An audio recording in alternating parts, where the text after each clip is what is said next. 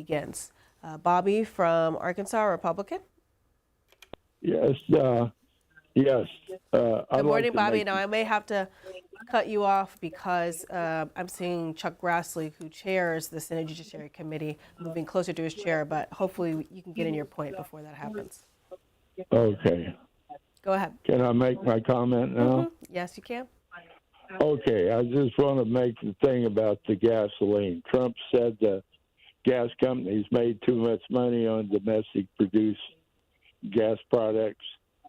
The thing is, he could put price restrictions on gas and diesel. And, you know, he should use that as leverage with the gas, the oil producers. You know, the thing is, they made a windfall profit because they're selling it at the in the U.S. at the world price.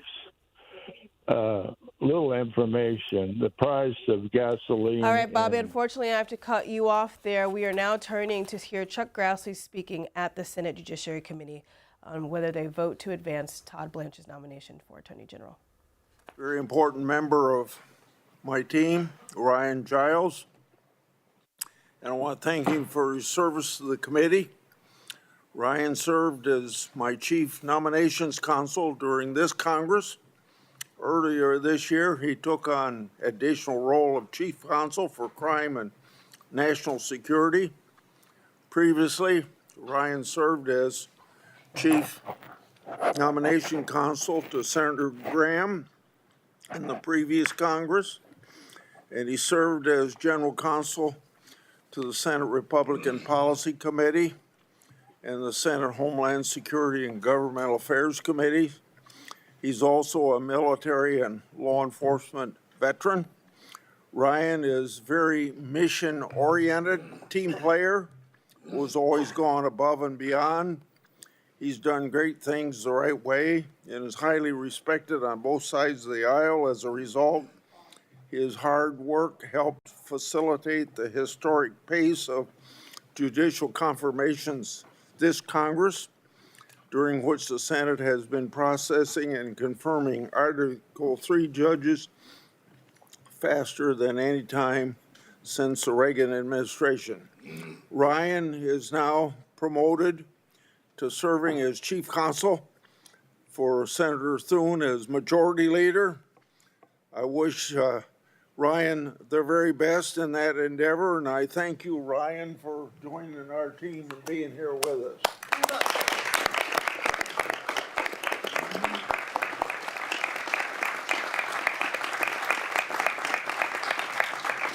We'll vote on Todd Blanche to serve as Attorney General of the United States, the only thing on the agenda today.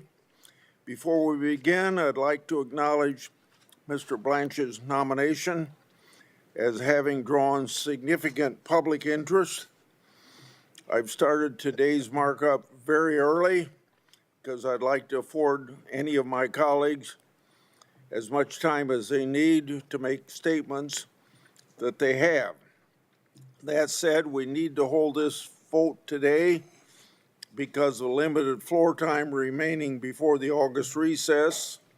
I've encouraged my colleagues to remain present, but we're also accommodating scheduling conflicts, including votes in other committees. So I want everyone to be aware that after we've had adequate opportunity for debate, we're going to move to the vote. And as I've said in the past, I'm happy to stay afterwards if any of my colleagues feel like they want more time to make their remarks. Additionally, I want to thank Senator Cornyn and Senator Tillis. Tillis isn't here yet, but you can tell him I'm thanking him for their work, very hard work, related to today's nomination. Their concerns about the anti-weaponization fund and the IRS settlement were shared by many, including this senator. I'm grateful that they, as well as Mr. Blanche and the White House, worked in good faith to solve them formally rescinding the fund and clarifying the scope of release of claims has put this issue to bed once and for all. I was probably a little late a week ago last night getting involved in this issue, and when I got involved in it, I thought to myself, it's just common sense what Tillis and Cornyn are asking out of the executive branch of government, and I don't think it should have taken as long as it did to get it resolved, and I don't have any way of knowing exactly everybody that was involved in it, but it's just a crime that it took so long to work out with such a common sense thing that's pretty simple, that when you have a settlement, it's involved with the settlement at that time, and anything in the future that might be gone wrong, of whether somebody had done something illegally or somebody wasn't paying their taxes, that it wouldn't apply to anything in the future. To me, that's very common sense, and that's all that I see that at least for one half of what Tillis and Cornyn were trying to accomplish, should have been accomplished very easy, and it seems like it took the longest part to get settled. So I thank everybody for their patience in doing it. Turning to today's agenda, I'd like to say a few words about Mr. Blanche. The Justice Department has thrived under his leadership. Among other things, Mr. Blanche has led major successes in thwarting federal program fraud, ending racial discrimination, and restoring the safety of every American. I'd like to take a few moments to reflect on that last one, the safety of Americans, primary job of the Attorney General and the Justice Department. At the end of the hearing, Mr. Blanche stated that his job was, quote, securing safety for every American, end quote. He is absolutely right. It's clear that from his track record that Mr. Blanche has succeeded. We've seen report after report showcasing the department's increase in violent crime arrests, disruption of terrorist activities, and the seizure of illegal firearms and controlled substances. The Council on Criminal Justice recently issued 2026 mid-year report on crime trends. The results are very astounding. The reported rates for homicide dropped 51% from its peak over 9 years ago. Carjackings down 73%. Residential burglaries down 56%. Motor vehicle thefts down 51%. Now, critics might say, well, there was a spike of crime in 2020. So let's look at the reported crime rates in 26 compared to 2019. Sexual assaults down 13%. Assaults with firearms down 17%.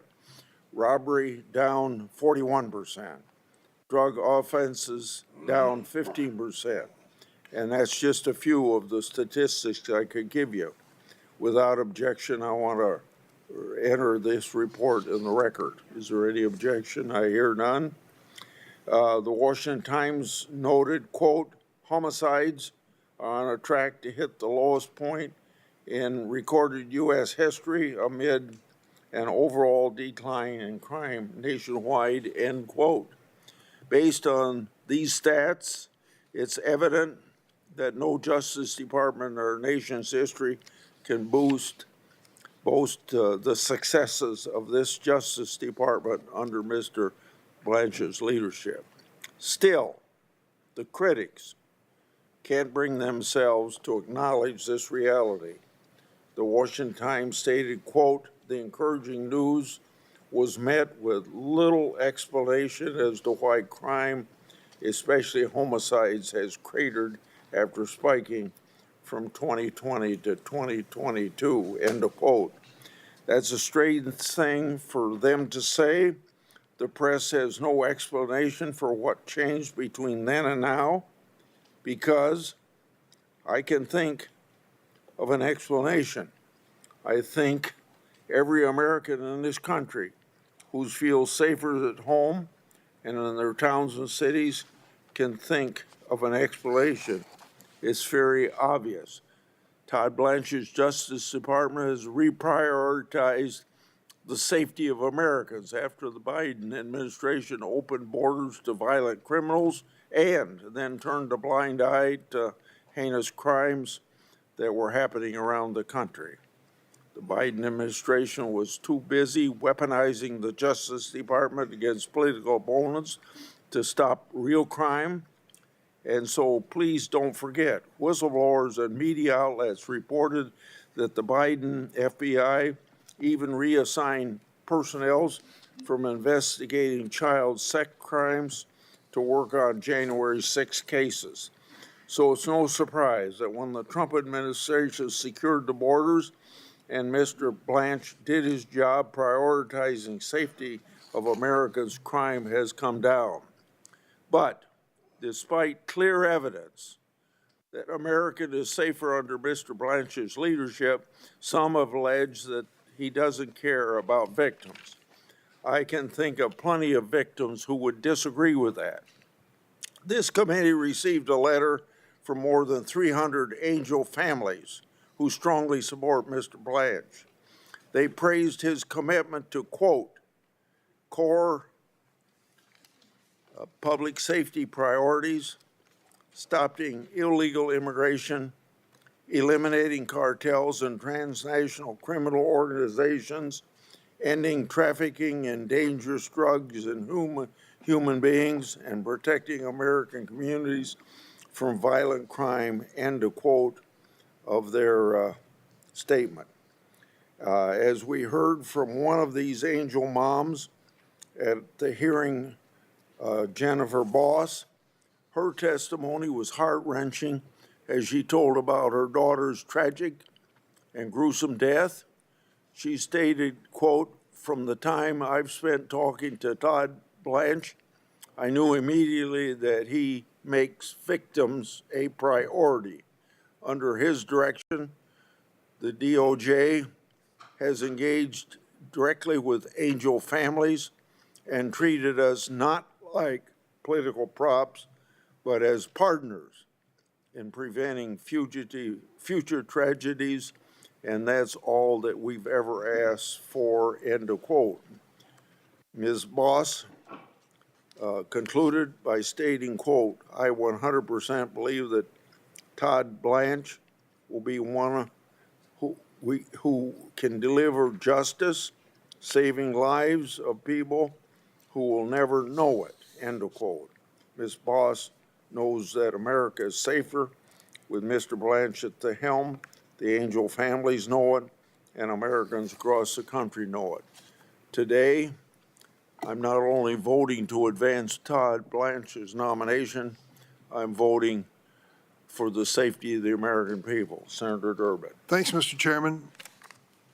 Reflect on the fact that as we meet today, there are thousands, literally tens of thousands of men and women in the United States who got up this morning and put on a badge or picked up their briefcase and went to work to make sure that we would be safe. They are in law enforcement all across the United States of America. They count on this system of justice, as we all do, to give us not only safety in our homes, but also fairness when it comes to treatment by the government. The man we are discussing this morning seeks to be the #1 law enforcement enforcer of the United States of America, the Attorney General of the United States, the highest ranking law enforcement position. And what have we learned in the last few weeks when it comes to Todd Blanche? We have learned that simply his word is not enough for most of us, not even for some of my Republican friends. Even his word under oath is not credible enough. We have a demand by colleagues that I support, a demand that Mr. Blanche, when it comes to important promises to the American people, put it in writing. Put it in writing. And in fact, he did. Mr. Chairman, the political escapade of the last week has made it clearer than ever that Todd Blanche has no business serving as our nation's chief law enforcement officer.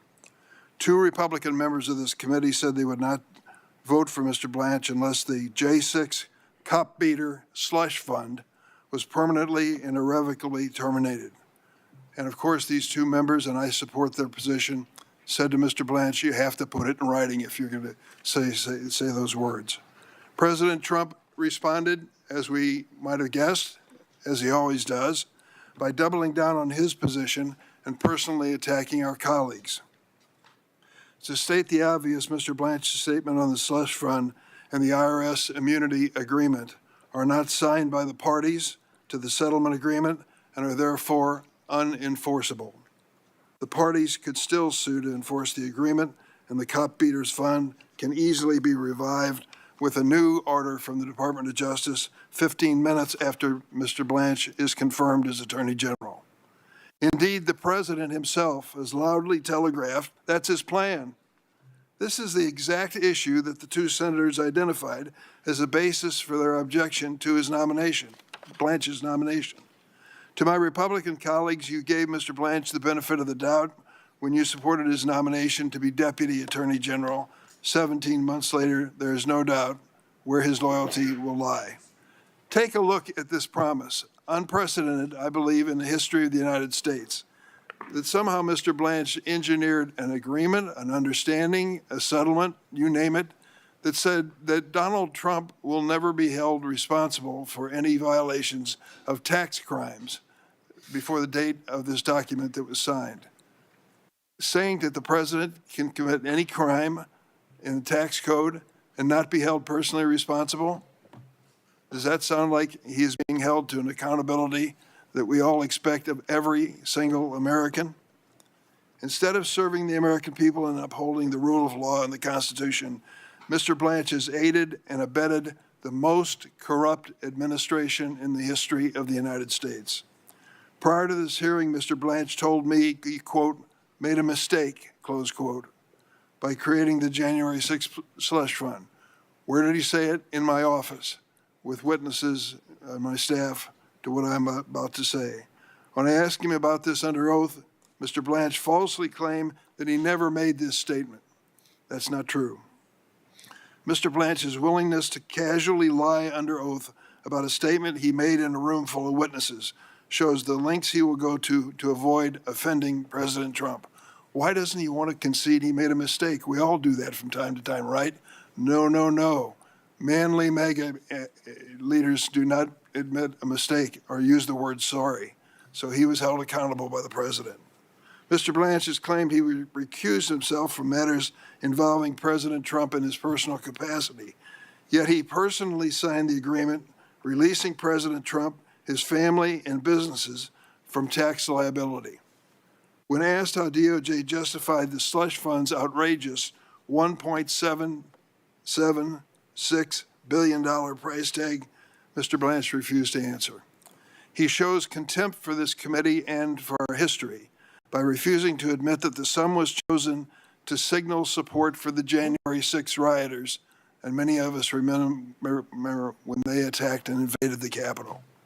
Those rioters shamelessly invoked 1776 to compare themselves to American revolutionaries. Give me a break.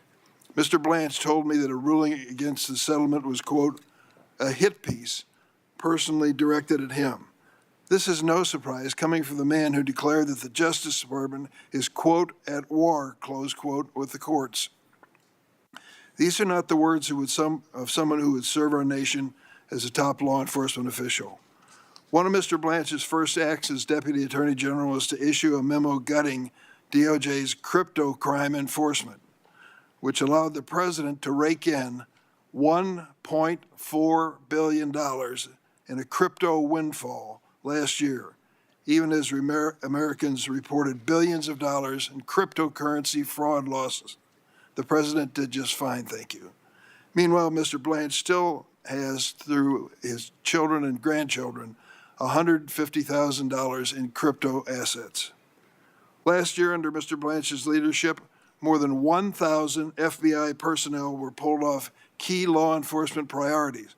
What was a higher priority than their oath that they've taken to uphold the law? They were directed to flag Epstein records and look for any mention of Donald Trump. Mr. Blanche refused to tell me who gave this order, but former Attorney General Bondi made it clear, saying Blanche was, quote, in charge of the Epstein files. And when the Epstein Files Transparency Act forced DOJ to release the files, not only did the department delay reviewing and producing it, it recklessly failed to redact hundreds of survivors' personal information, victimizing them all over again. And they testified before this committee under oath to that fact. Meanwhile, the names of powerful Epstein cronies remain protected in clear violation of the law. When scrutiny of the Epstein cover-up intensified, Mr. Blanche participated in secret meetings in the White House Situation Room, of all places, to strategize about protecting Trump, not Epstein survivors. Mr. Blanche volunteered to interview convicted sex trafficker Ghislaine Maxwell, a transparent attempt to exonerate President Trump. Just days later, she was transferred to a minimum security camp, which is unheard of, unprecedented for serious sex offenders like her. Mr. Blanche agreed to meet with Epstein survivors after months of pleas, only when his nomination was in jeopardy and a member of this committee said he wouldn't consider voting for him unless he met with these survivors. He finally met with them for almost an hour. As one survivor, Dan Obinsky, who testified before this committee, said, the meeting was a box-checking exercise. Mr. Blanche refused to take accountability for redaction failures, and he wouldn't commit to following their suggested investigative leads. It is clear that Mr. Blanche hopes to sweep the Epstein scandal under the rug. I thank those survivors for the courage they showed in this room today and around the country for continuing to advocate for survivors and speak truth to power. Mr. Blanche has played a key role in terminating thousands of Department of Justice officials. The chairman talked about his law enforcement record. Let's look at it. The goal is clear. Replace these DOJ officials with unqualified MAGA loyalists who will rubber stamp President Trump's corruption. Under Mr. Blanche's leadership, more than 16,000 employees have left the department. 16,000 employees have left the Department of Justice, including more than a fourth of its attorneys. Many have been fired for declining to initiate vindictive prosecutions or refusing to follow unethical orders, like career immigration litigator Erez Ruvani, who refused an order from Mr. Blanche's former law partner, Emil Bove, to lie in federal court. Mr. Blanche bragged about firing career law enforcement officials simply because they were assigned to investigate President Trump's misconduct. Mr. Blanche is responsible for department losing thousands of years of law enforcement and national security expertise. This makes all of us less safe. Consider this quote. On Blanche's watch, the Trump DOJ has pursued an unabashedly vindictive agenda of leveraging the government's awesome prosecutorial powers in its public trust against the president's political enemies. These aren't my words. This is the conclusion of the National Review, the leading conservative publication founded by William Buckley. This isn't about Democrats versus Republicans. This is about rule of law versus lawlessness. The Attorney General is supposed to be the people's lawyer. Department of Justice should work on behalf of all the American people. Mr. Blanche continues to operate as the president's personal lawyer, treating the Justice Department like a law firm serving one client, the president. The president has made it clear he plans to keep Mr. Blanche in place as acting Attorney General, a damning comment on his capacity to honorably serve in this role. This committee does not need to legitimate Mr. Blanche's appointment by providing our consent. I yield. Before I call on Democrats to speak, I'd like to have Cornyn and Tillis have a few minutes, and then we'll go to the other side of the aisle. Thank you, Mr. Chairman. The Office of Attorney General is one of the most challenging jobs in the cabinet. You are at the same time the people's lawyer, as Senator Durbin has said, while you are a member of the president's cabinet, subject to being dismissed at the pleasure of the president. It is a very challenging balance to strike, to be sure. The tax lawsuit that was filed by President Trump and his son and the Trump Organization in January of 2026 was what prosecutors called unparalleled in the IRS's history. A contractor with Bose Hamilton got the job at the IRS for the express purpose of leaking tax returns, private tax returns that of people he thought the public needed to know about. That is a violation of the criminal law, and the contractor is currently serving a 5-year term in the federal penitentiary for that. Initially, when the president filed suit, he sought $10 billion in damages. That is nowhere to be found in the final settlement. The settlement documents also created a roughly $1.8 billion weaponization fund. That is no longer part of the settlement. I've been very clear, as others have, that in order to support Mr. Blanche's nomination, I needed specific assurances in writing about a release signed by the acting Attorney General last May. I asked for written assurances that clarifies the scope of the parties to the IRS audit agreement and that permanently ends the weaponization fund. While this may sound like nitpicking to some, it's critically important not only to me but to other members of the Senate. What Mr. Blanche said under oath in his nomination hearing on these topics was important. He said under oath, subject to the penalties of perjury, that he signed the release he signed only applies to the IRS and the Treasury and only the parties who were defendants and the plaintiffs. And he also said once more that the weaponization fund was dead. This past Sunday, Senator Tillis and I came to an agreement after numerous meetings with the Department of Justice and Mr. Blanche on an agency interpretative guidance document that reaffirms what Mr. Blanche said in his sworn testimony in front of the committee. This document will help limit the substance and scope of the audit protection to the defendants in the lawsuit, the IRS and the Treasury, and it limits it to the parties to the audit settlement. It limits the parties to the audit settlement to the plaintiffs, the people who brought the lawsuit, and no one else. And importantly, it was retroactive, stated to be retroactive, not prospective, doesn't apply to future audits, but does settle all claims that were subject to the lawsuit and those that could have been brought in that lawsuit. And again, importantly, it ends the weaponization fund. The DOJ has repeatedly said that this is their legal position and interpretation, including filings in the Floyd versus Department of Justice in the Eastern District of Virginia, and Dunn versus Trump and Citizens for Responsibility and Ethics in Washington versus Trump in the District of Columbia. They've been consistent about their assertion on behalf of the United States of America that the weaponization fund is dead. And of course, I expect them to live up to that in any future litigation.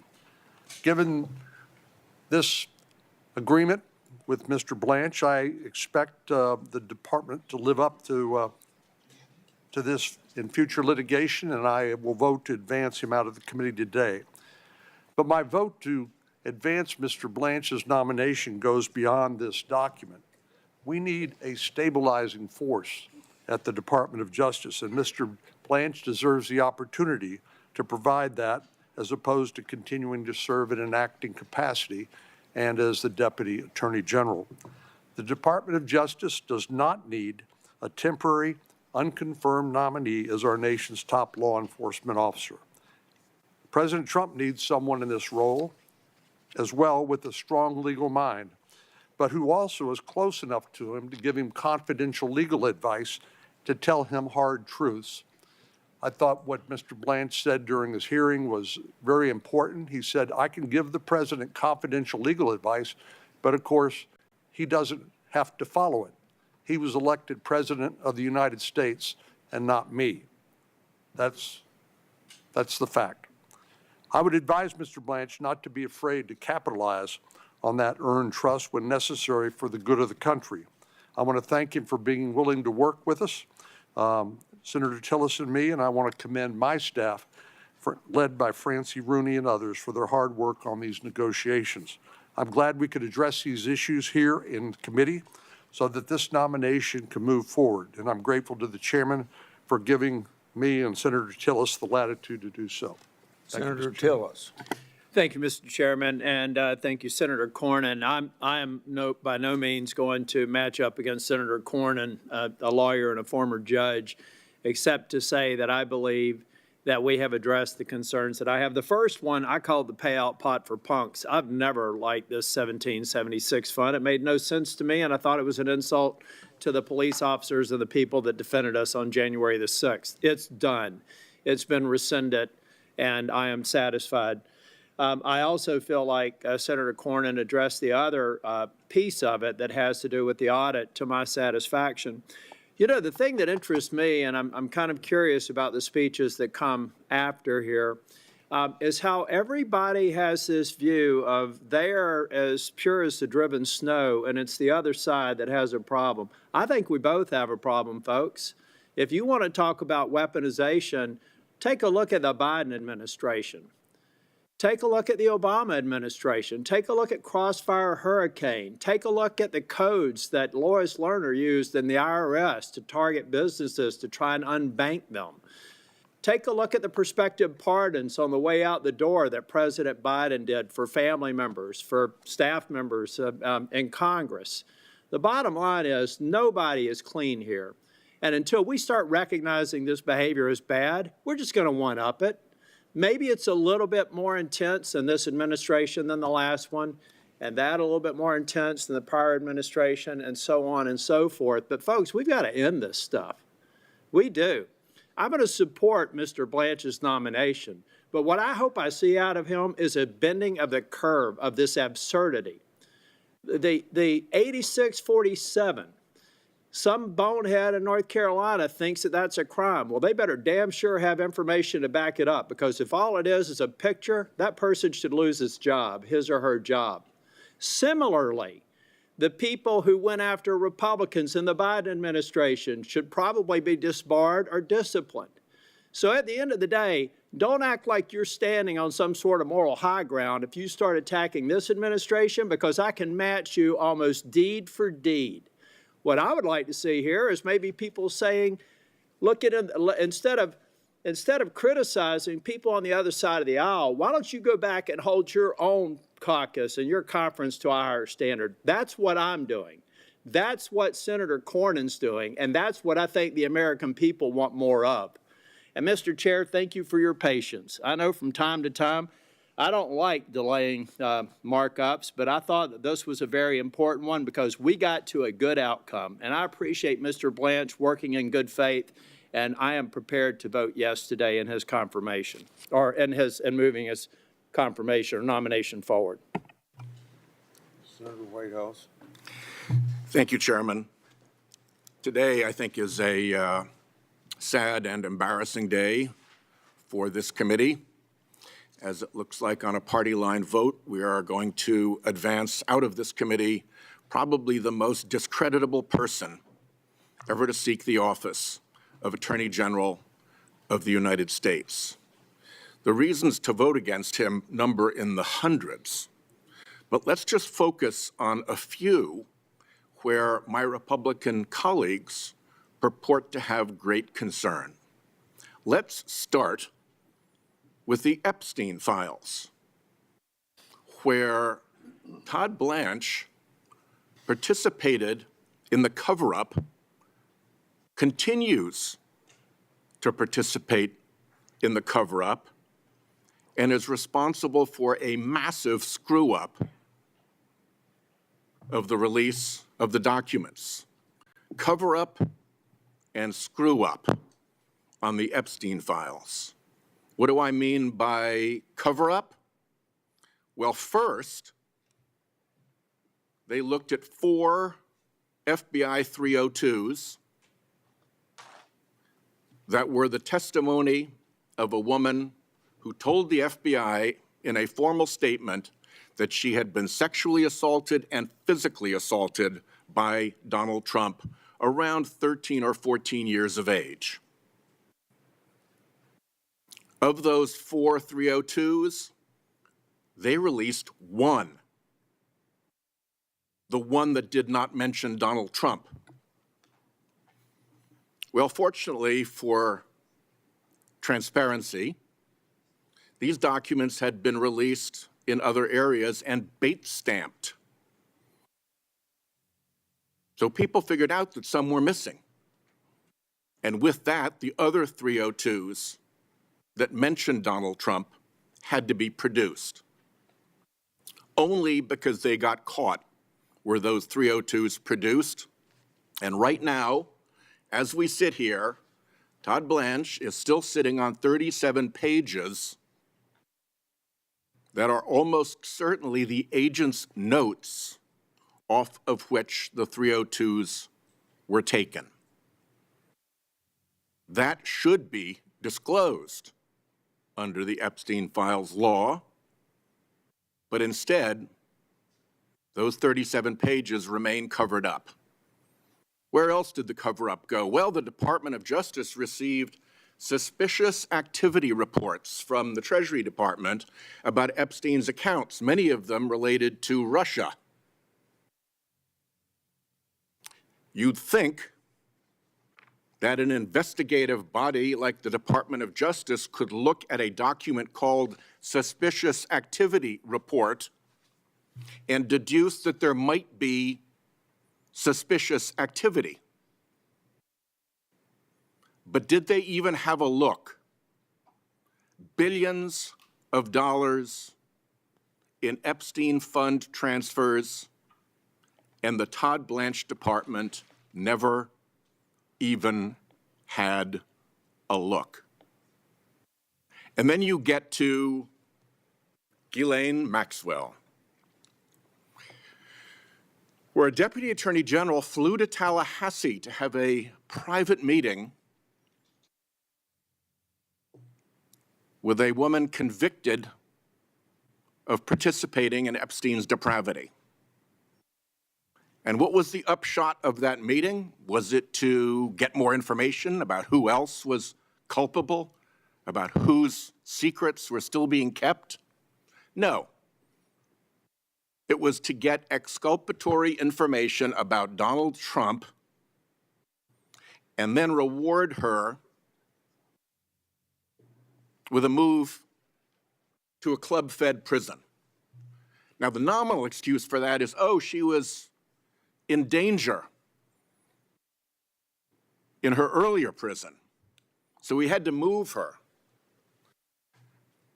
How often does a prisoner allegedly facing threats or danger get moved to a less secure facility? I mean, think about it.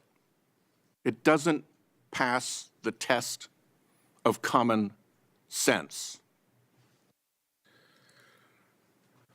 So, between the botched disclosure, which revealed victims of Epstein's depravity, whose names had not been previously known, in some cases with photographic images with their addresses, in some cases photographs without being fully clothed. Where does the buck stop for that, if not with Mr. Blanche? That was an epic botch that did real harm to Epstein's victims. Voting for this guy today gives their blessing to the screw-up, to the botched release that even Pam Bondi pointed at Blanche as responsible for. And it gives the blessing to his continuing role in the cover-up of Epstein files. So there's Epstein for you. And let me ask the letter from the Epstein victims, to Senators Tillis and Cornyn, to be put into the record. So next we get to this crooked slush fund Trump family tax amnesty scam. Let's take a look at that. We've got these two new pieces of paper, one signed only by Todd Blanche, one not signed by anybody, neither of which has any legal effect whatsoever. They are decorative. So what problems do they leave behind? Well, one is, can you trust Todd Blanche going forward? I will tell you, I do not. I think it would be unreasonable to trust him going forward. There is enough weasel room in these documents to drive a truck through. And what might that truck look like? Well, you could get rid of the anti-weaponization fund for $1.776 billion, and in a month, put out the Trump Justice Fund for $1.9 billion. Nothing in this document prevents anything like that from happening. You could open a drive-up window at the Department of Justice for cop beaters from January 6 to come through and get friendly Federal Tort Claims Act settlements from the Department of Justice. They're already handing out settlements to Trump's allies. What's to prevent the drive-up window? Come on in. Here we are. We got the friendly form for you to file, and here's a check. Nothing prevents the cop beaters from being funded by the Trump Department of Justice. But let's assume that we really have made a big improvement here. Let's assume that the burglar has been forced to give back some of the jewelry he stole. Being forced to give back some ill-gotten gains doesn't mean you're not still a burglar. There's a question of the man's character, that he was willing to get into these schemes in the first place, into what George Will called the sludge of self-dealing of this administration. Even if there isn't Slush Fund 2.0, and even if there isn't the drive-up window for cop beaters, there's a real problem with an individual who would agree to that in the first place. To me, that should be disqualifying. And the last bit on that is how he got there. Let's not forget that there is an ongoing proceeding in Florida in federal court with an open question whether Todd Blanche committed a fraud upon the court. We don't hear that term, fraud upon the court, very often. It's probably the worst thing you can accuse someone of in a court proceeding. It means you're an officer of the court. It means you abused the process of the court, and you did so in order to accomplish an unjust and wrongful result. It's actually worse than contempt of court. It is so bad that in the history of the Department of Justice, no senior official has ever been even accused of a fraud upon the court. And we're advancing this guy before that question is settled in Florida, while there's still a bar issue, a disciplinary issue with the New York bar related to that misconduct. Fraud on the court is a big deal, and it's not going away. Then last of all, you've just got the general dishonesty and incompetence of the operation that Todd Blanche is running.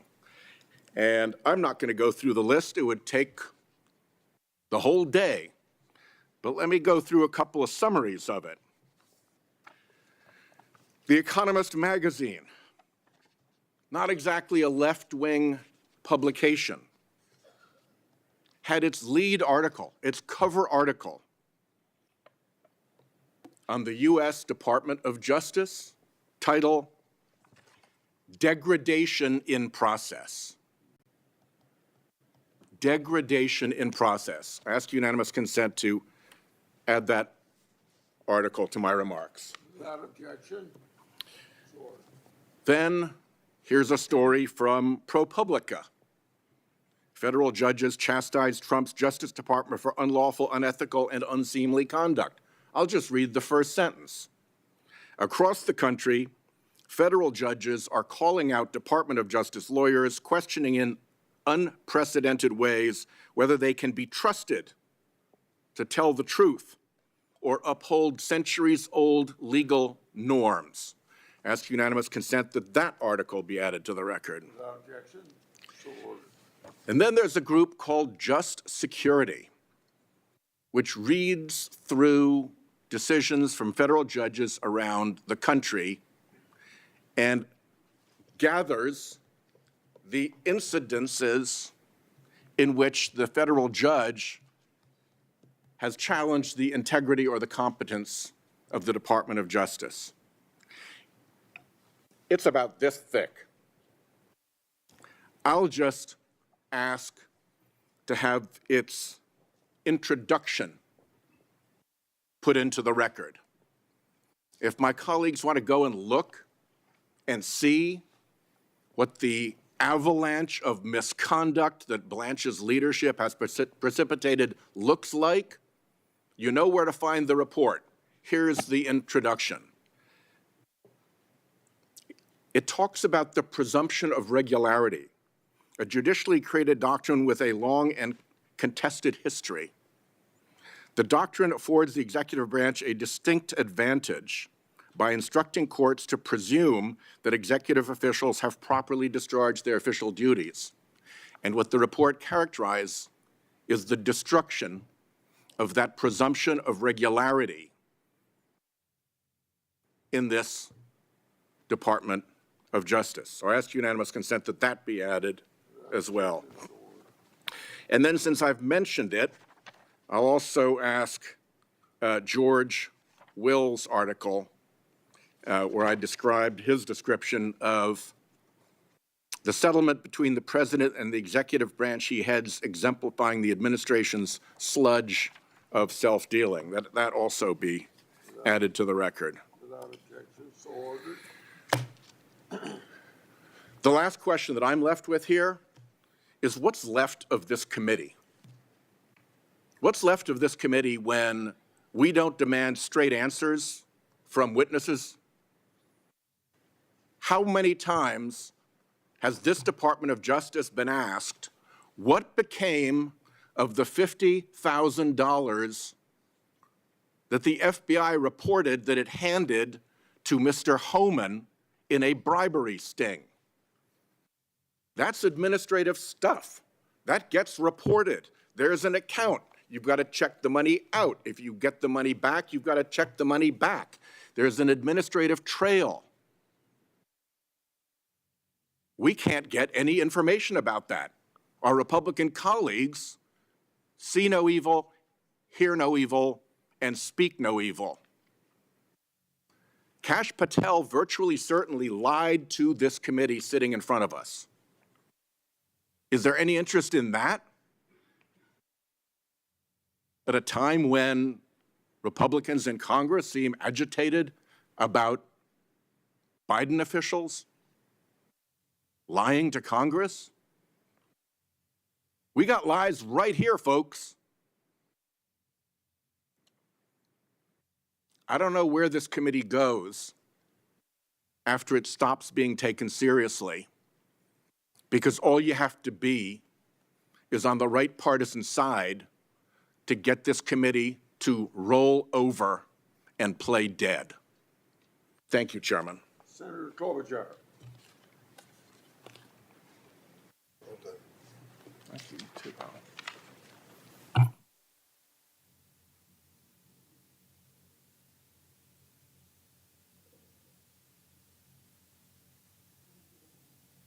Thank you very much, Chairman. Appreciate that we are hearing from our colleagues at this important moment for this important vote. So I start with this. As you know, this year, thousands of ICE and Border Patrol agents descended on Minnesota. Two of my constituents, Renee Good and Alex Preddy, were killed. They should be alive today. After they were killed, the federal government refused to cooperate with state and local law enforcement, blocking Minnesota investigators from accessing the scene of Alex's death, even though they had a judicial warrant. Federal investigators mishandled evidence, and they failed to process Renee Good's car for evidence. Everyone in this room have seen those videos. Everyone in this room knows that at the very least, those cases should have been and should be investigated, and they are now. Instead of cooperating with local law enforcement, which I pressed the department to do from the beginning, and as the Justice Department had done in past cases, including following the assassination of Speaker Melissa Hortman and her husband, the marching orders from the Justice Department to federal prosecutors in Minnesota were to investigate Renee Good and her wife. Joe Thompson, who is the lead fraud prosecutor in my state and who I recommended to serve as acting U.S. attorney under this administration and was appointed as acting, he resigned after that. He resigned along with 14 other prosecutors because they did not believe what they were being asked to do was ethical. These are career prosecutors, no politics, not interested in politics. And then, more than 6 months after Renee and Alex's death, when I asked Acting Attorney General Blanche if the department would finally fully cooperate with state law enforcement in these investigations, he said it depends on what full cooperation means. The floodgates were open to some extent. Some information was finally passed along to the state, but it is unclear if they have all the information that they need. Minnesotans deserve transparency and accountability, and not just for the killings. We also saw repeated violations of Minnesotans' constitutional rights. I asked Todd Blanche about one such case. I asked if it is unacceptable for federal agents to forcibly enter someone's home without a warrant and drag them into the street without even checking if they have the right person. This happened with a Hmong elder, a U.S. citizen, saying he was a U.S. citizen, dragged out in his underwear and Crocs, thrown into a car, and driven around for an hour before they realized they had the wrong guy. Mr. Chairman, when I asked Todd Blanche about this, and if this was a violation, he said it depends, and it was not a black or white answer. Mr. Chairman, what is black and white is that a nominee to be the chief law enforcement in our country should be able to condemn the actions taken in that case. Upholding the independence of the Justice Department is vital to its legitimacy. I know this firsthand. Before I was elected to the Senate, I served for 8 years as the chief prosecutor for the largest prosecutor's office in Minnesota. I led teams of hundreds of line attorneys and professional staff. And like Acting Attorney General Blanche, I would sometimes receive calls from powerful people about cases, trying to influence the outcome, trying to get a plea, trying to get us to dismiss a case. But no matter who it was, I made clear to the people who worked for me that we weren't playing that game. I made clear that investigations and charging decisions were based on the facts and the law. Not once did I cross that line, because as I told Todd Blanche, once you cross that line, it's hard to go back. because the minute you cross the line and allow anyone else to influence a prosecutor's decision, whether that call is a friend or a lobbyist or the President of the United States, you can never go back. And I think Todd Blanche knows this. Before his confirmation as Deputy Attorney General, he told me he understood that his clients are the people of the United States, not the President. To quote Senator Adam Schiff, what happened to that Todd Blanche? Since then, however, Acting Attorney General Blanche has said of the Justice Department's investigations into people the President has had issues with in the past, Blanche said that is his right, and indeed, it is his duty to do that. In fact, the President has repeatedly directed the Justice Department to engage in political prosecutions related to his personal grievances. FBI Director Comey, former Cyber Office Director Chris Krebs, Jerome Powell, the former chair of the Federal Reserve, the New York Attorney General, civil rights organizations, journalists, and yes, even sitting U.S. senators. And while Acting Attorney General Blanche told me that he believes all decisions have been made, in his words, solely based on the facts and law, it's not credible. We've seen the President's social media posts. We've heard from career prosecutors. We've seen the judges appointed by presidents of both parties throwing out meritless cases and subpoenas. Mr. Chairman, if the President can direct prosecutors to go after people like Jim Comey and Jerome Powell, he can go after any American. That is not equal justice under the law. We've all seen the department can be used also to reward the President's friend. Under Acting Attorney General Blanche, the department moved to vacate convictions of leaders of the Oath Keepers and Proud Boys who participated in January 6th. And a matter of less public note, but incredibly important to our economy, is antitrust. It is devastating to our economy if the Justice Department stands back and lets the big get bigger and the small get crushed. And that is exactly what's happening right now. As a former top Trump administration antitrust official said, antitrust cases in this last year, quote, were being resolved based on political connections, not the legal merits, end quote. As just one example, after ousting Gail Slater, the former and well-respected head of the Antitrust Division, who 20 of the 22 senators on this committee voted for, the department abandoned the case against Live Nation after the President met with the company's CEO and discussed the litigation, and we know how that story ended with the state's attorney generals, Democrat and Republican, continuing that cases and winning in a big way, and now we await the remedies, not from the Justice Department sellout settlement, but from the attorney generals of this country. Finally, I have great concerns about Acting Attorney General Blanche's willingness to uphold the department's independence as the President tries to use the department to undermine our democracy ahead of the midterms. We know that under Todd Blanche's leadership, the Justice Department has already tried to coerce states, including Minnesota, on the very day Alex Preddy was killed, to turn over voters' sensitive information. In fact, they tried to tie that to the ICE presence. Give us that, we'll change that. 19 federal courts, in opinions issued by the judges appointed by both Republicans and Democrats, have now found this effort to be unlawful. The President has also floated the unconstitutional idea of ending mail-in voting, and the Justice Department is defending his direction to the Postal Service to not deliver certain ballots.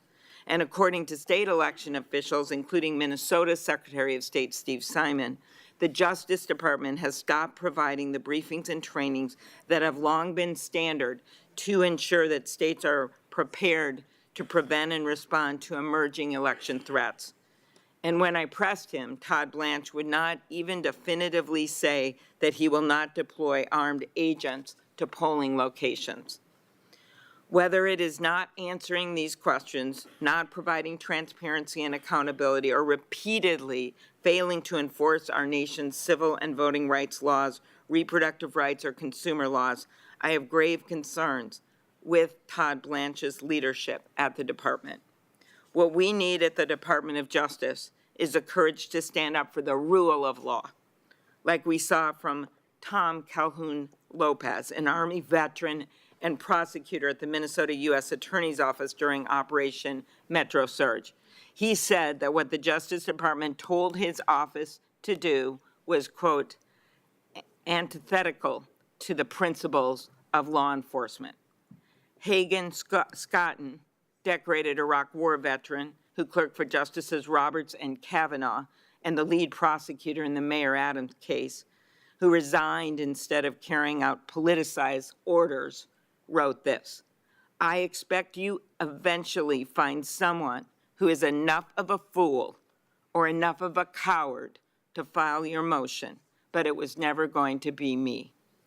When I think about the countless Justice Department officials who have stood up for the rule of law over the last 18 months, it is clear that the president's lawyer, Todd Blanche, is not the right person to be Chief Law Enforcement Officer of the United States. Unlike the public servants I just mentioned, he has shown that he sees his role to serve Donald Trump and not the American people and not the rule of law. I oppose his nomination. Senator Coons. Thank you, Mr. Chairman, and thank you for the opportunity to speak before we take this vote. Considering who should serve as the next Attorney General is one of the most important things we will do as a committee. And I think it's important that the American people understand the reasoning of each of us who are about to take this vote. I've been consistent in saying there's 3 factors I consider for every cabinet nominee, and I have worked well with attorneys general of both parties and for presidents of both parties. I review their qualifications, their experience, their capacity to do the job, but also their policy views and their character and independence, their ability to do the job with integrity. Today, I'm going to focus on that third part, character, independence, and integrity. Throughout the decades since the Watergate crisis, both parties have consistently recognized the importance of an attorney general who can and will stand up to the president and say no, and serve as an attorney general in defense of the Constitution, not just the agenda of any one president. Will acting Attorney General Blanche meet that standard? We have clear evidence he will not. You can literally take it from his words before this committee, saying the department is not independent from President Trump and shouldn't be. And frankly, among many things that have been articulated in great detail by Senators Whitehouse and Klobuchar, I think the anti-weaponization fund as a proposal and a concept, along with the sweeping liability release order that Mr. Blanche signed, might well be the most brazenly corrupt and unethical thing this administration has attempted. It's bad enough that for weeks he resisted the simple requests of my Republican colleagues to just say in writing that this fund and order are revoked, finished, dead, but that he is still refusing to make it a binding guarantee in a sworn statement submitted before a judge. Is this because once confirmed he will simply revoke this new order as he did ones before it? Nothing would stop him from doing just that.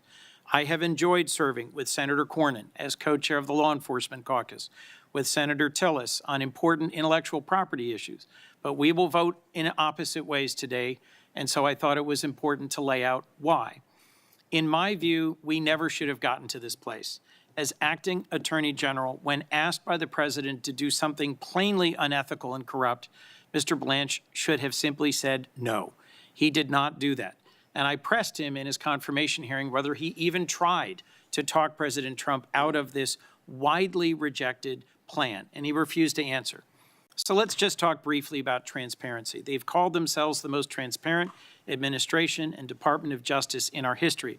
But in fact, they're as transparent as the wall behind us, whether in Mr. Blanche's refusal to answer questions about the anti-weaponization fund, refusal to advocate for victims rather than perpetrators in the Epstein matter, or his willingness to answer my request for transparency on a FISA court ruling that both the chair and ranking of the Intelligence Committee have requested be released, or the OLC opinion underlying ongoing boat strikes in the Caribbean.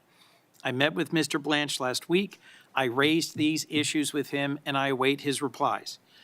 Our citizens want and truly deserve an independent and transparent Department of Justice. I don't think Mr. Blanche can or even wants to deliver on that goal. So I ask my colleagues to put yourselves in our shoes.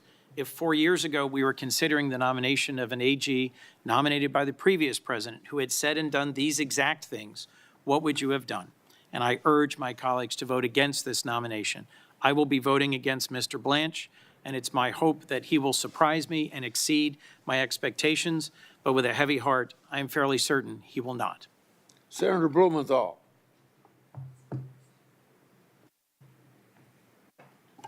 Thank you, Mr. Chairman, and I want to join in thanking you for allowing us to speak before the vote. Quote, I'm his lawyer, end quote. That's what Mr. Blanche told us he was. I'm his lawyer, namely Donald Trump's lawyer. Maya Angelou famously said, when someone shows you who they are, believe them the first time. Todd Blanche is Donald Trump's lawyer.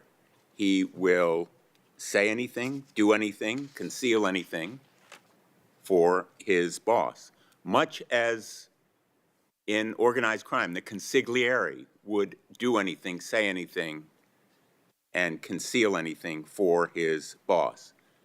That is why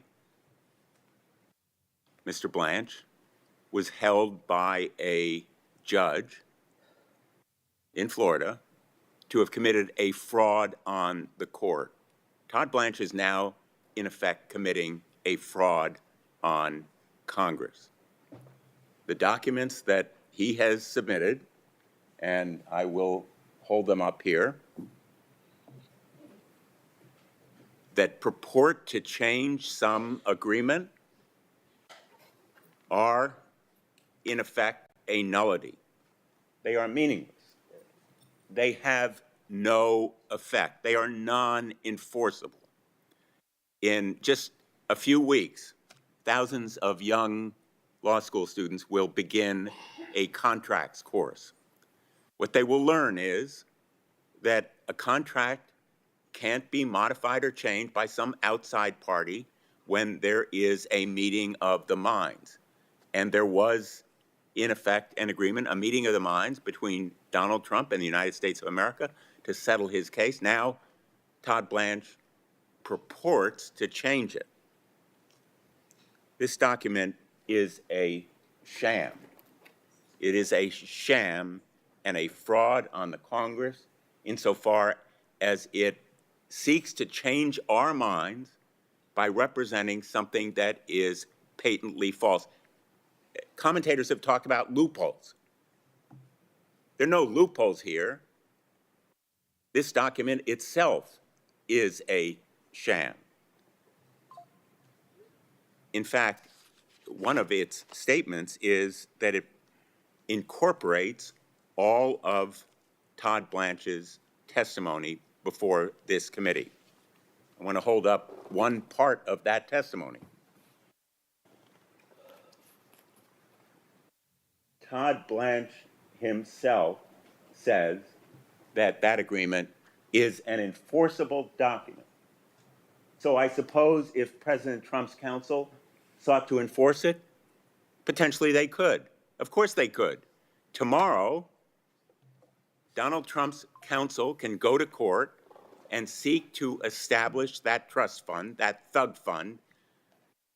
Senator Tillis called it a payout to punks fund, if he chooses to do so. It is an enforceable agreement no matter what Todd Blanche says about it. And if you don't believe me, you can listen to one of the most ardent advocates of that anti-weaponization fund who said the quiet part out loud on Twitter just recently. Mike Howell, who Chairman Grassley called as a witness before this committee last year, retweeted Mr. Blanche's announcement with his own commentary, quote, can be undone after Tuesday. The anti-weaponization fund is great. The President of the United States yesterday in the Oval Office repeated his commitment to the anti-weaponization fund. We don't need to say the quiet part out loud. The President is shouting it. The position of United States Attorney General is a position of supreme trust. Any of us who have worked in the Department of Justice, I was the United States Attorney for Connecticut, knows that the Attorney General of the United States, like every lawyer who represents the United States, has a trust in going to court, in making representations. There is a presumption of regularity when a government lawyer appears before the court. That's the sacred trust that a government lawyer bears. Todd Blanche has betrayed that trust. And his betrayal of that trust is disqualifying for his nomination. Todd Blanche showed us who he was also when he, during this hearing, referred to the attack on the United States Capitol on January 6th as events. They are not events. They were a riot, an insurrection, an attack on the Capitol. We were there. We know what it was. It was a violent, unlawful attack on our nation's capital that cost brave members of law enforcement their lives. He purports to stand for law enforcement, and yet he is in favor of a slush fund that in effect rewards those individuals who attack Capitol Police in that insurrection and riot. And he refuses to see it for what it was and describe it to the American people accurately and truthfully. His prescribed, rehearsed lines prepared by the White House legal team are meant to protect the president's feelings. They demonstrate an unwavering loyalty to the president. That is the through line. He is the president's lawyer. He showed us who he was as well when he was talking about reproductive rights. In a private call last week, Mr. Blanche again said the quiet part out loud. In fact, he shouted it. He said to the participants on that call that he would work to restrict abortion in every single state. That's not enforcing the law. That is a zealot, a warrior seeking to advocate the president's position against reproductive rights. He wants to block states enacting their own policies and laws. He wants to make abortion access follow the laws of abortion-banned states. In short, he wants to strip Americans of their right to choose and strip states of their right to govern. The part of this agreement that purports to limit the immunity under our tax laws and protect the president against audits is in fact no limitation. It preserves all of the president's rights to be above the law.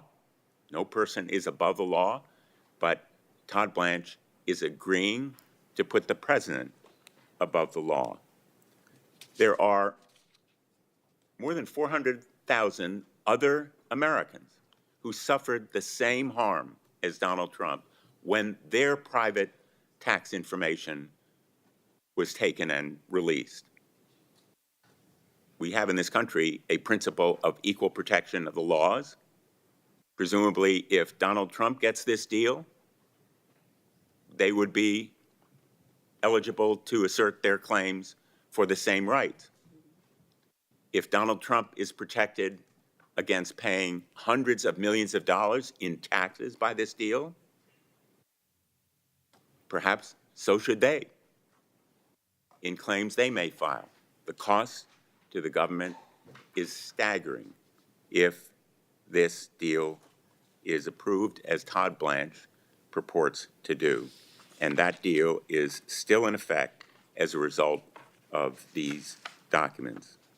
Mr. Blanche showed us who he was when he ducked and dodged my question about deep-sixing and killing an investigation into the possible pay-to-play commutation of an individual who was pardoned, David Gentile. David Gentile reportedly paid $2.5 million to a broker to obtain clemency, which robbed his witnesses, his victims, of nearly $16 million in restitution. When a United States attorney tried to investigate, Mr. Blanche reportedly killed the probe. That is not the behavior of an attorney general who upholds the trust of this position. That's the behavior of Donald Trump's personal lawyer. Finally, the most sacred right we have in a democracy is the right to vote freely and fairly. My fear is Todd Blanche will be Donald Trump's lawyer in suppressing the vote and distorting the count. He will defend Donald Trump if the president sends militia or ICE agents or the National Guard to the polls to disrupt the elections. He will defend Donald Trump if he seeks to distort the count after the election.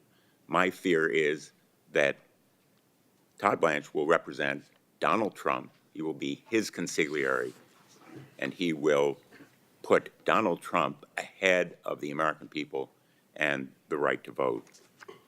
I cannot support him. I regret that this committee will, in effect, betray its trust in the party line vote that is to follow and approve Todd Blanche as Attorney General of the United States.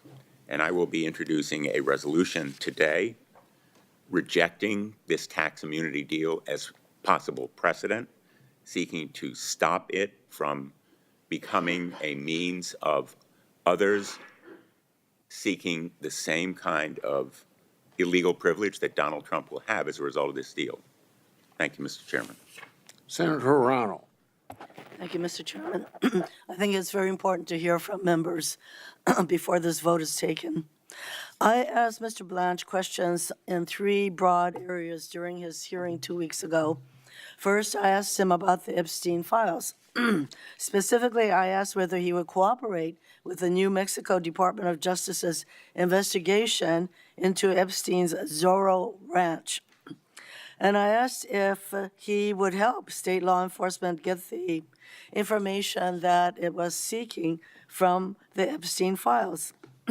At the hearing, he said DOJ would cooperate, but in follow-up questions for the record, he dodged. And I understand that DOJ is actually stonewalling the New Mexico Department of Justice in its request for information in its investigation. This public show of concern, contrasted with private dismissiveness, is how he treated the survivors who met with him, the survivors of Jeffrey Epstein. I asked one of those survivors about the meeting that he finally had with the survivors. And this survivor said, quote, "We walked away with a feeling of demoralization because he did not come into that meeting looking to work with us in good faith," end quote. I thank and commend the survivors for their courage in fighting for justice. The second category of questions I asked Mr. Blanche 2 weeks ago centered on DOJ's independence. I asked him the simple question, do you believe it is the president's right and duty to order the investigation or prosecution of his perceived enemies? Pretty simple question. Mr. Blanche responded, quote, "I can't answer that yes or no," end quote. He might as well have just said yes. In follow-up questions, for the record, I asked him the simple question, if confirmed, will your highest duty be to the Constitution of the United States or to the President of the United States? He left the answer to that question blank. Blank. When he is sworn in as Attorney General, he will have to swear to uphold, support, and defend the Constitution. But we know that oath will take a back seat to his loyalty to the President. The third category of questions I asked him was related to the slush fund. At his hearing, I asked him whether he had rescinded the order dated May 18, 2026, setting out parameters for the so-called anti-weaponization fund. He testified that he had rescinded it. In questions for the record, I asked him, give me the date of when you rescinded this order and this fund. He did not answer the question with a date. He refused to end this fund in writing until he was forced into it in order to secure needed votes from my Republican colleagues. And how can we trust that this so-called death will be lasting when he has shown that his words to us at the hearing do not matter? He was under oath at the hearing, but he's hardly going to prosecute himself for lying to Congress, which he did. Mr. Chairman, I intend to judge Mr. Blanche not by his words, but by his actions. Even though he said he would cooperate with the New Mexico office, Attorney General's office, in their Epstein investigation, it seems he will not actually do so. Even though he claims to follow the Constitution and the law, he acts as the president's lawyer, catering to the president's whims and protecting the president.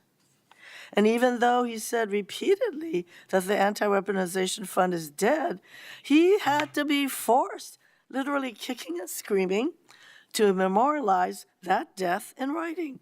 And that non-binding writing will mean little when the president wants the fund. And believe me, the president is loudly saying he wants that fund. Who do you think Mr. Blanche will side with?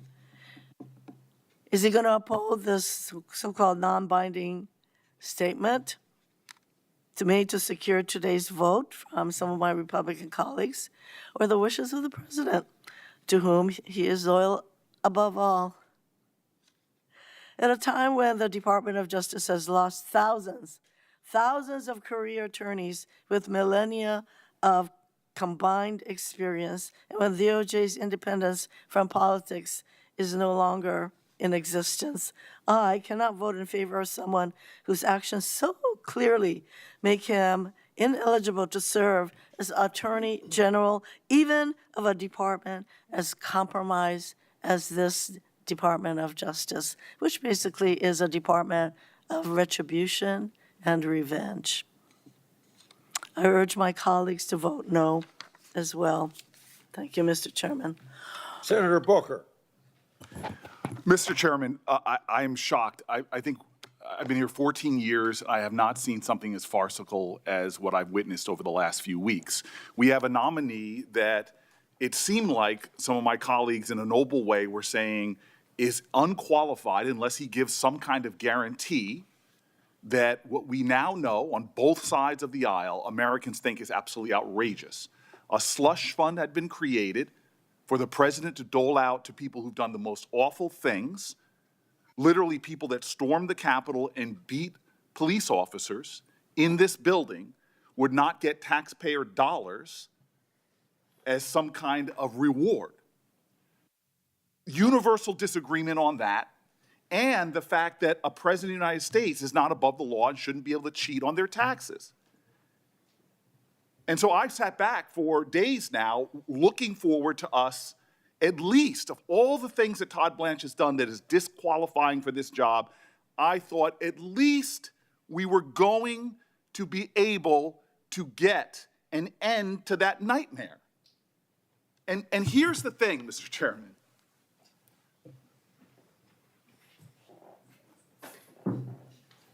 Here's the thing, Mr. Chairman. You even have conservatives coming out and saying these things are not worth the paper they're drawn on. I have a lot of respect for my colleagues, love the state of Texas, but I'm going to say it very clear. This is all hat and no cattle. It's hard for me to say this as a plant-based guy, but where's the beef? Where's the beef? This is ridiculous. We got nothing, no guarantees whatsoever that this slush fund still can't go forward.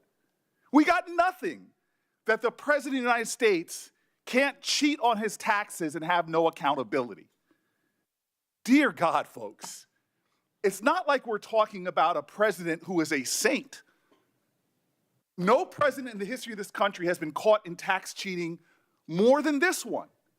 A Pulitzer Prize-winning documentation of his tax cheating came out in 2018. Pulitzer Prize. Donald Trump said, I'm going to sue you, it's all wrong.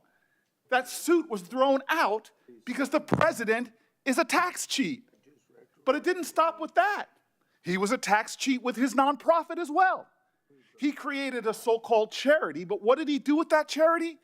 It was cited by the state of New York for self-dealing, for tax cheating, and was shut down. We have a known arsonist, and we have just in this committee given him a whole barrel full of gasoline to light on fire our tax laws and have no accountability for the conflagration. This is so ridiculous that we are sitting back here and allowing this to happen. A president that we know is a tax cheat. That is a fact. That is a fact. We have now just given him an immunity to his tax cheating. Now, here's an admission I'm going to make to my colleagues on the other side. We've had presidents that have done things that, to me, do not pass the smell test and do not pass the appearance of impropriety. I think this committee should pass a law that no children of presidents should be able to grift off their parents' office. To me, it is ridiculous the corruption that we have normalized in America, that presidents' children can go out and sit on boards and make money.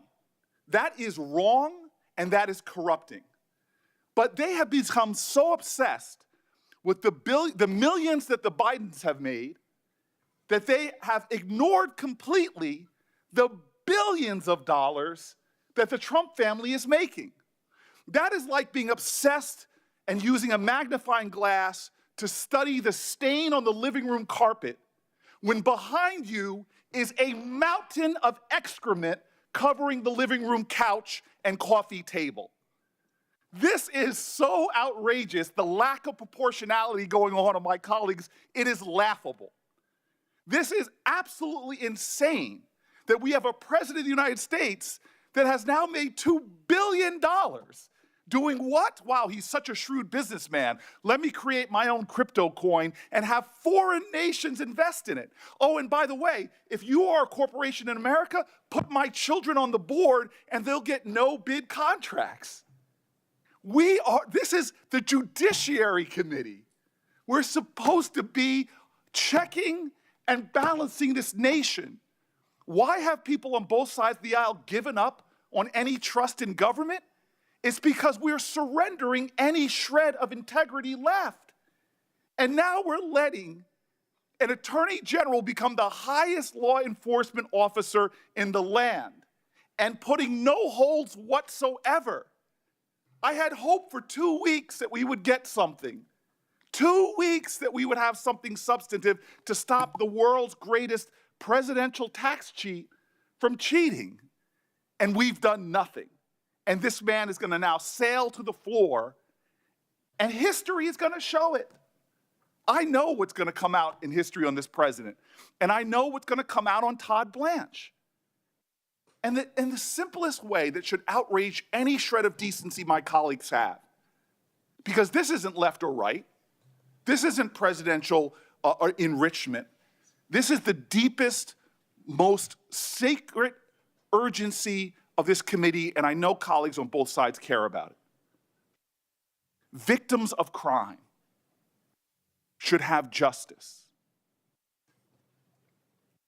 And here in the United States of America, one of the greatest sex trafficking rings we've ever seen, when only 2 people, over 1,000 women, sexually assaulted and raped, only 2 people have been held accountable. There are other criminals out there that haven't been found. And what did the man that we're talking about becoming the Attorney General of the United States, what did he do? Well, he joined in the Situation Room in the White House. Y'all know what the Situation Room is, right? This is where we go to deal with the greatest national security threats in a classified room to deal with the safety of our nation. And yet this administration in the Situation Room calls an emergency meeting at which Todd Blanche was there to say, what are we gonna do? Because the president appears in the Epstein files hundreds of times. They didn't get together to say, this is really bad. This is eroding trust in the justice system. This is eroding trust in the rule of law. We have to find a way to hold powerful people accountable. No, they came together with Todd Blanche in the room. How do we protect the president?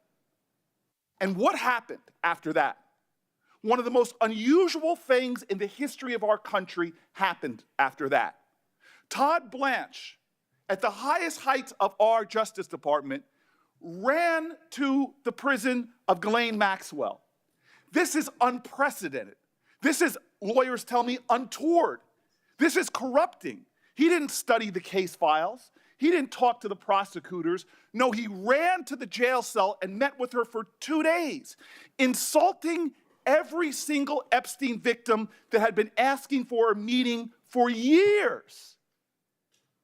And after 2 days of meetings, did we get information that led to an indictment? No. Did we get information that led to new opens of investigations? No. Did we get one more conviction? No. What did we get? That a convicted sex offender was able to leave her confinement and go to the cushiest prison in our land, that by Bureau of Prison Law, by DOJ law, is a violation of their principles. So Ghislaine Maxwell is sitting in the lowest possible confinement after giving no information that helped us get one more investigation started, and has been silent. And the man responsible for that, we are about to make the Attorney General of the United States of America.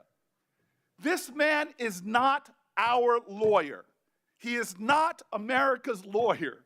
He is about to become Trump's sword against his adversaries and shield against any scrutiny. The shield is going to shield him from tax cheating. The shield is going to shield him from investigation for any involvement he may have had in Epstein's deeds. And the sword, I've seen it. Unprecedented that the Attorney General should investigate colleagues here on this committee. This is farcical. It would be literally laughably funny if it wasn't so dangerous.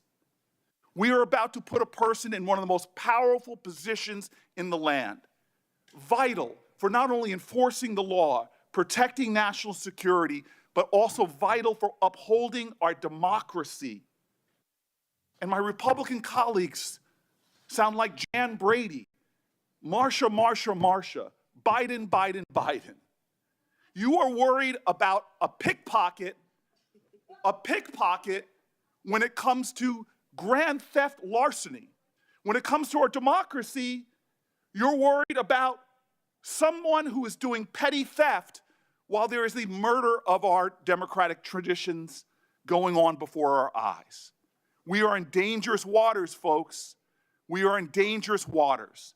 We are turning the ideals of justice and this committee into a mockery by letting the least qualified person, a person proven to do Donald Trump's will over the law, He is about Trump and not truth. He is about corruption and not the Constitution. He's about being Donald Trump's lawyer and not the people's lawyer. This is so deeply wrong. We will rue the day that we let this man have this much power under such a corrupt president.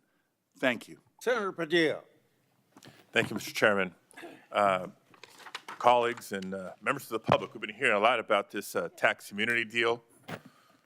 We've heard about Todd Blanche's mismanagement of the Epstein case and files, the evidence of Todd Blanche carrying out Trump's political agenda of vindictiveness. And I'll have my comments on that as well, but I want to bring us back to what it is that's before us today. 150 years ago, Congress created the Department of Justice and entrusted the Attorney General with the simple but profound responsibility to serve as the nation's chief law enforcement officer. Let me repeat that. To serve as the nation's chief law enforcement officer. Not the president's lawyer, the American people's lawyer. And even today, go to the department's website. Its own mission statement lists, quote, independence and impartiality as its first core value. It says the department must follow, quote, the facts and the law wherever they may lead, without prejudice or improper influence. 150 years ago, we created the Department of Justice. It exists today with these mission statements and core values. That's the standard. And by that standard, Todd Blanche fails. During the confirmation hearing, Mr. Blanche was asked whether he and Donald Trump were friends. Remember his response? He said, I'm his lawyer. And then he tried to correct himself by saying, was his lawyer. That's a remarkable slip for someone seeking to become Attorney General of the United States. And colleagues, we know he spent hours and hours over the course of days preparing for the hearing, and yet the first words out of his mouth when asked that question was, I'm his lawyer. The Attorney General isn't supposed to be the president's lawyer. The Attorney General is supposed to be the country's lawyer. And if you recall, when I asked Mr. Blanche whether the Department of Justice has an obligation to remain independent from improper political influence, including influence by the president, he refused to say yes. He tried to justify the department's part of the executive branch and he's a member of the cabinet and the president's agenda, the president's fixations and obsessions is what he follows. It suggests he sees no problem with the president directing federal law enforcement to investigate and prosecute his perceived political enemies. It's not hypothetical. We've seen investigations into former FBI Director James Comey, into New York Attorney General Letitia James, into former CIA Director John Brennan, into our colleagues, both on committee, Senator Schiff, and not on this committee, Senator Kelly, and more. At the same time, Mr. Blanche has shown little interest in ensuring that federal officials themselves are held accountable when they violate the law, including but not limited to the Department of Homeland Security. He basically stated that his belief is that the department should investigate and police themselves. Remember, I asked him about this. They're clearly incapable of doing so. Federal agents shooting innocent civilians, killing United States citizens on the streets of our country, detainees dying in record numbers in detention centers that are violating the standards that they're supposed to maintain. So it's clear that under Todd Blanche, the primary job of the Justice Department will be to do things like defend all options to reward January 6 rioters who attacked the United States Capitol and violently assaulted police officers, to ensure immunity for the president and his family for tax crimes. And no, even with this so-called deal, that hasn't changed. Under the supposed deal,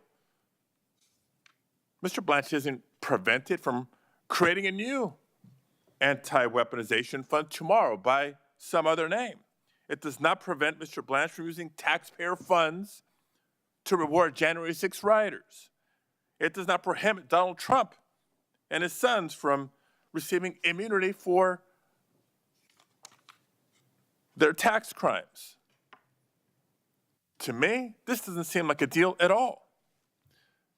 But ultimately, it does nothing to address the real, fundamental root problem. The Department of Justice, with no independence, a department that enables corruption that it should be prosecuting, a department that rewards people who violently stormed the Capitol and assaulted law enforcement. What message does that send to supporters of the president after the next presidential election when we try to certify future results? All this while the administration is ignoring the true plight of working families across the country who feel not just burdened, but buried by the increased costs. What does that say to crime victims across the country, survivors of sex trafficking? What does that say to the families of those who have lost their lives at the hands of federal agents,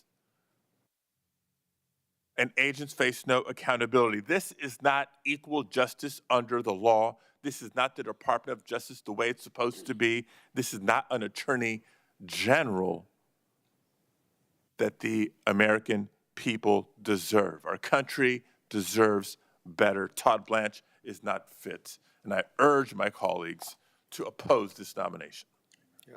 Tell our Republican members that we have 2 speakers left, and to get over here so we can vote after Senator Schiff's done speaking.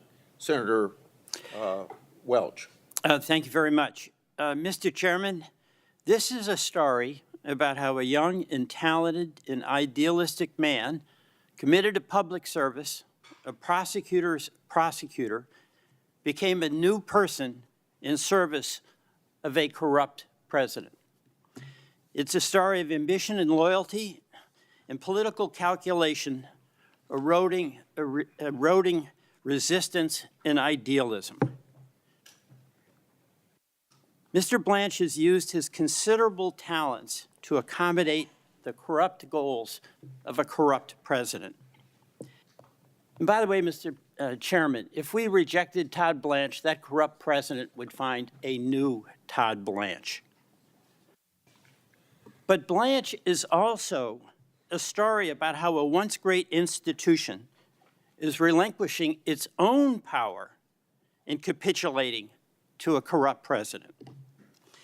Is there no line that the U.S. Senate will not allow this president to cross? The Senate confirmed Bondi, Hegseth, Patel, Nome, and is about to confirm Blanche. The president is abusing his authority every day in every way. Shame on him.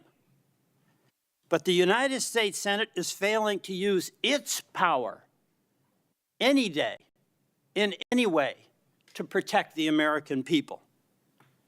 Should not the U.S. Senate use its advice and consent authority to demand competence and integrity?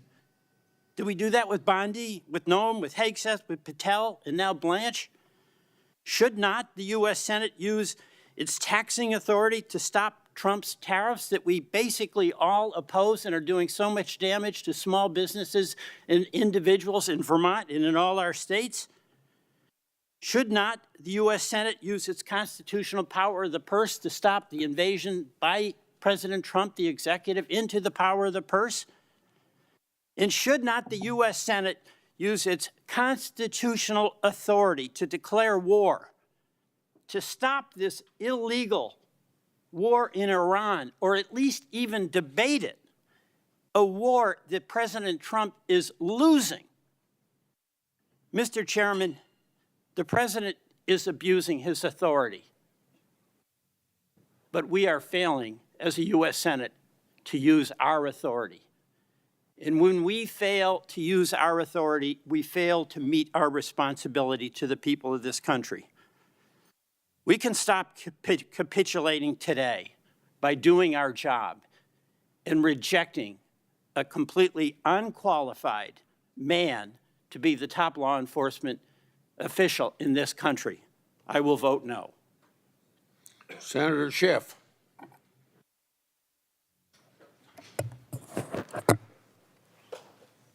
Thank you, Mr. Chairman. I speak in opposition to the nomination of Todd Blanche to be Attorney General. He should be rejected for 5 broad reasons. The first is he has used the Department of Justice to enrich the President of the United States, and that is not the job of an Attorney General. Now, how has he done this? Well, let's look at the IRS settlement. And bear in mind, this was a lawsuit brought by Donald Trump not as a private citizen. He had every opportunity to bring this lawsuit in between his first term and his second term, but he did not do so. In fact, he waited so long that the statute of limitations ran on that potential claim. He waited until he became president. Now, why did he wait to bring this $10 billion lawsuit until he became president? He waited so that he would have the power of the presidency to leverage the IRS and the Justice Department to make him more money. So he waits till he's president.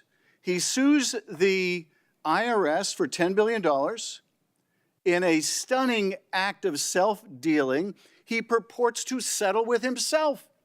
He's represented by his personal lawyers on the one hand and by his other lawyers at the Department of Justice on the other hand, in a collusive use of the litigation process that was found by a judge in Florida to be a potential fraud on the court, to be brought for an improper purpose of extracting some kind of financial benefit to the president, and boy, was it a benefit. By some estimates in Forbes, $600 million of tax benefit for the president, his family, his sons, the businesses, the affiliates, and all the rest of that. Now, there was an effort, and I appreciate my colleagues from Texas and North Carolina making an effort to try to rein in this tax settlement. But what they attempted to achieve has not been achieved. As my colleague from Texas rightly asked during his questioning of Todd Blanche during the confirmation hearing, this is purportedly an agreement between two parties. Can you, representing just one of them or speaking for just one of them, bind the other? And the answer was no. Blanche acknowledged that no, his statement alone couldn't bind the parties. The president could insist for his part on honoring the terms of the settlement agreement. Does this unsigned one-pager somehow change any of that? And the answer is no. Look at this statement. It says that Todd Blanche incorporates that testimony by reference, meaning the testimony before the Senate, meaning that when he answered my colleague from Texas' question that he could not bind both parties to the settlement, he stands by that testimony. He's telling us again, reaffirming in writing, he does not speak for both parties, and therefore this unsigned statement that only says that it's restating DOJ's interpretation is meaningless. And that interpretation, according to this unsigned document, is that the order only has any effect, including on any release of claims, on the named parties in the lawsuit referenced in the order. But let's look at the named parties in this. The named parties in this settlement agreement, which the Attorney General admitted remains in force, applies to the plaintiffs, meaning Trump, his sons, and Trump organizations, or affiliated individuals, including without limitation family or others filing jointly, or parties including trusts, parent, sister, related companies, affiliates, and subsidiaries by reason of, respect to, in connection with, or which arise out of any matters that were raised or could have been raised. This is so broad, and nothing in this supposed clarification changes that. So if tomorrow the president wants to insist, let's say that tomorrow the IRS were to audit the returns of a subsidiary of one of the companies, not a party to the actual litigation. Do you think for a moment the president wouldn't assert that settlement agreement as a defense? Do you think for a moment that a court would find that an unsigned statement purporting to restate some testimony in committee would bar the president from using that as a defense? And so we have this litigation, president sues president settles with president never asserts the statute of limitations which would bar the claim. But no, this is used to enrich the president and his family. That is number one. We should not confirm an attorney general who views his job as enriching the president of the United States. Number two, we should not confirm an attorney general who believes that he has a right and a duty, the president has a right and a duty to go after his political enemies. Look, I understand my colleagues upset that their toll records were subpoenaed, but I didn't hear any of you complain when my toll records were subpoenaed during the first Trump administration. But let's set that aside. Do any of you think that's equivalent to the Justice Department under Todd Blanche seeking to indict two of our colleagues for a video they made that stated the plain truth that you can ignore an illegal order that you indeed have a duty to? I mean, how can any of us countenance an attorney general who would do such a thing? Or as my colleague from North Carolina says, brings a seashells case. How absurd is that? Can there be any doubt that that was brought simply because he's on the president's enemies list? I know I'm on that list. The president reiterated just the other night that he hates me, which I could tell you wounds me deeply. He's entitled to his own views about me or anybody else. He is not entitled, however, to use the Department of Justice to go after his political opponents. And the day we say that's okay, and the day we confirm an attorney general who says that's okay, is the day that the rule of law becomes merely an unenforceable idea, a quaint acknowledgement of a past Justice Department in which the rule of law once mattered. We should not confirm an attorney general who believes the president has a right and a duty to use him to go after his enemies. Number three of the reasons why we should not confirm Todd Blanche is that his efforts to protect the president and others in the Epstein files investigation is a scandalous abuse of power. He withheld documents implicating the president to protect the president. He has never been able to shed his role as criminal defense lawyer for Donald Trump. He withheld records, only complied even partially with the requirement of the law that he disclose them when he was found out in that effort of cover-up and concealment. And what's more, his mismanagement of the release of the files has victimized the victims again by publishing their names, their likenesses, their photos, their addresses.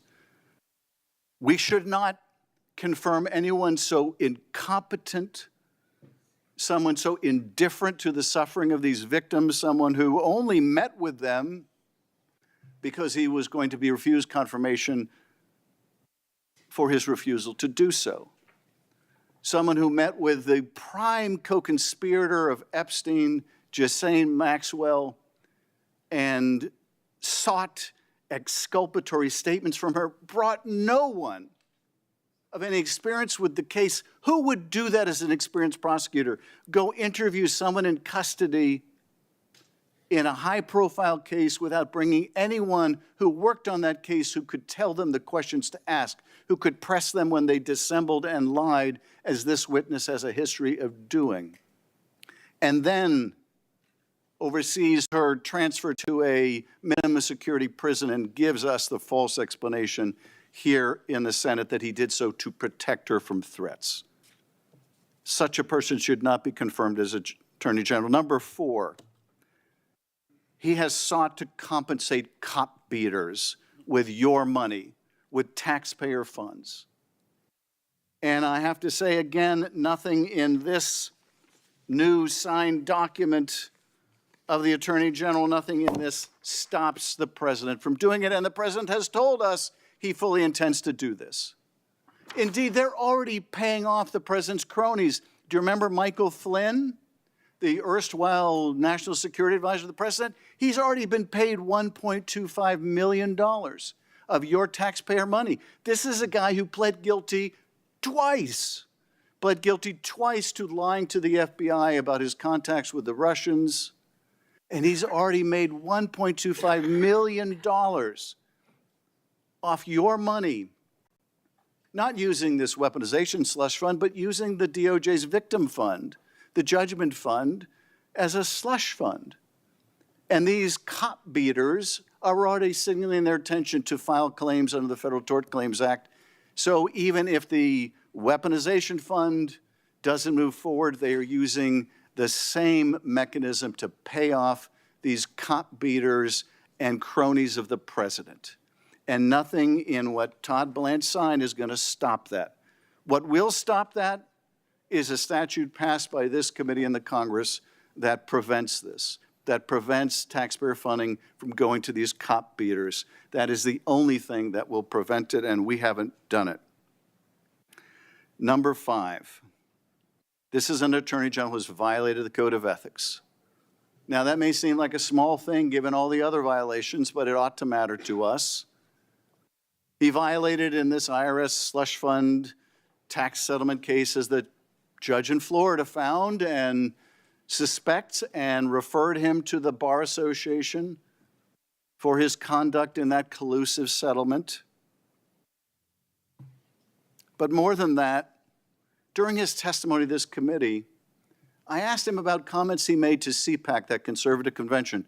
Remember those comments he made bragging about how there wasn't a single person left standing in the Justice Department or the FBI who had anything to do with the cases against Donald Trump, and how he was applauded at CPAC for that.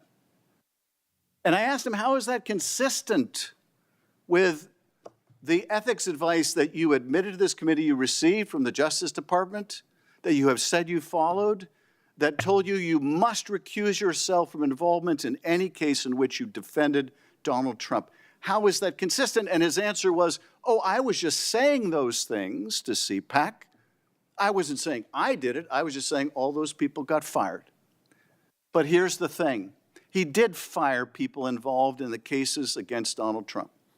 In fact, we heard testimony last week of one of the people he fired, and here is his termination notice.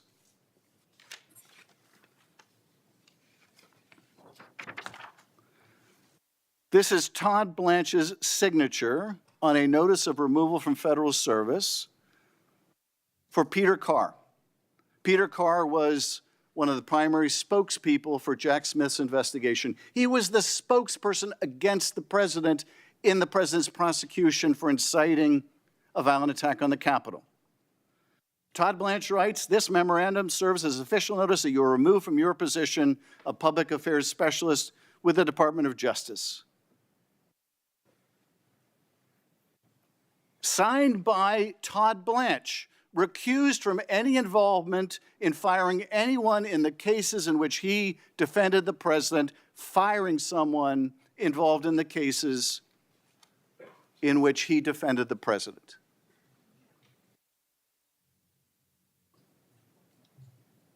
So this is someone who has violated his code of ethics blatantly, misled this committee in testimony, supported the establishment of a fund for cop beaters,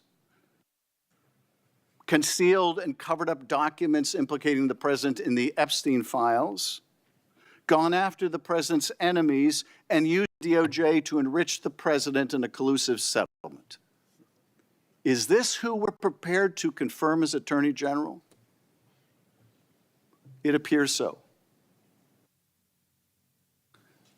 The fundamental problem with Todd Blanche is not that he's inexperienced, not that he's not capable, not that he's not intelligent. The problem with confirming Todd Blanche is that he has never been able to shed his role as criminal defense lawyer for Donald Trump. He just can't do it. He does not represent the American people now. He will never represent the American people. He will never do what's best for the American people. He will only do what's best for Donald Trump. And you cannot leave someone like that as the nation's #1 law enforcement official, not when you have a corrupt president engaged in the most unprecedented, self-enriching schemes we have ever seen. You just can't do it and hope to have anything left of the rule of law. I urge a no vote on this confirmation, and I yield back. We now turn to the nomination of Todd Blanche to be Attorney General. The clerk will call the roll. Mr. Cornyn. Aye. Mr. Lee. Aye. Mr. Cruz. Aye. Mr. Hawley. Aye. Mr. Tillett. Aye. Mr. Kennedy. Aye. Mrs. Blackburn. Aye. Mr. Schmidt. Aye. Mrs. Britt. Aye. Mrs. Moody. Aye. Ms. Graham. Aye. Mr. Durbin. No. Mr. Whitehouse. No by proxy. Ms. Klobuchar. No. Mr. Coons. No. Mr. Blumenthal. No. Ms. Hirono. Mr. Booker. No. Mr. Padilla. No. Mr. Welch. No. Mr. Schiff. No. Chairman Grassley. Aye. On this vote, the ayes are 12, the nays are 10. The nomination will be favorably reported. Before we adjourn, I have some letters I want to put in the record from,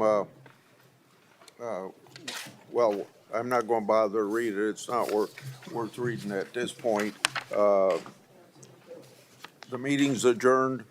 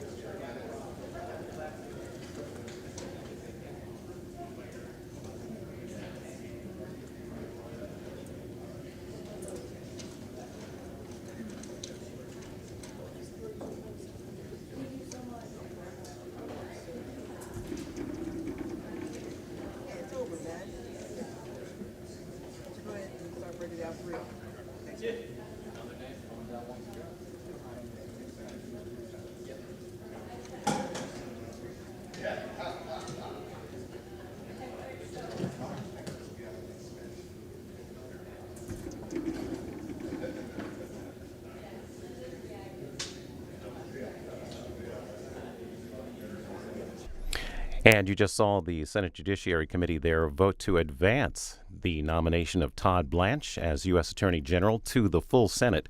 We expect them to vote on it in the near future.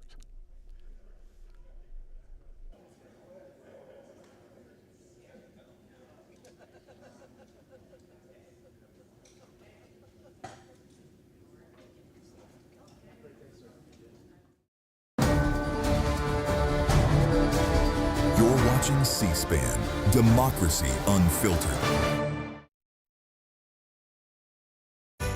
C-SPAN brings you Democracy Unfiltered in real time.